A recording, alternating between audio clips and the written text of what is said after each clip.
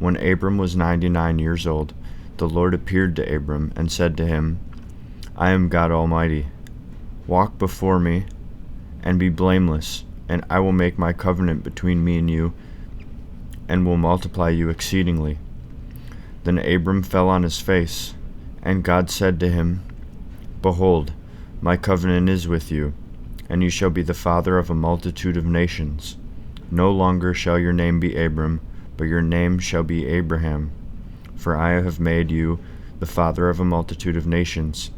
I will make you exceedingly fruitful, and I will make nations of you, and kings shall come forth from you. And I will establish my covenant between me and you, and your descendants after you throughout their generations, for an everlasting covenant, to be God to you and to your descendants after you. And I will give to you and to your descendants after you the land of your sojournings, all the land of Canaan, for an everlasting possession, and I will be their God. And God said to Abram, As for you, you shall keep my covenant, you and your descendants after you throughout their generations. This is my covenant, which you shall keep between me and you and your descendants after you. Every male among you shall be circumcised. You shall be circumcised in the flesh of your foreskins, and it shall be a sign of the covenant between me and you.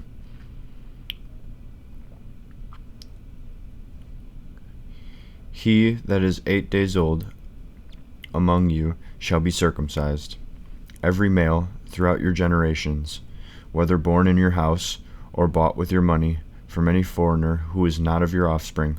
Both he that is born in your house and he that is bought with your money shall be circumcised.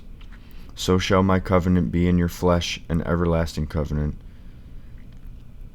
Every uncircumcised male who is not circumcised in the flesh of his foreskin shall be cut off from his people. He has broken my covenant.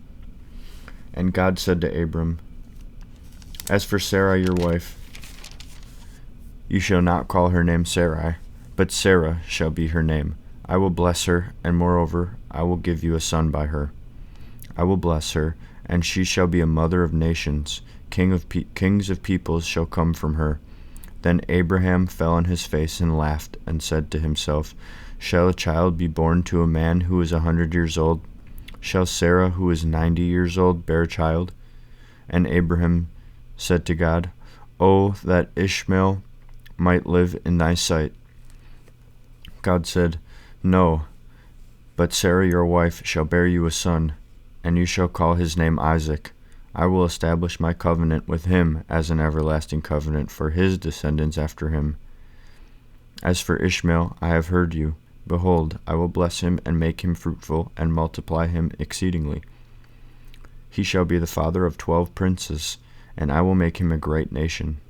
But I will establish my covenant with Isaac, whom Sarah shall bear to you at this season next year. When he had finished talking with him, God went up from Abraham.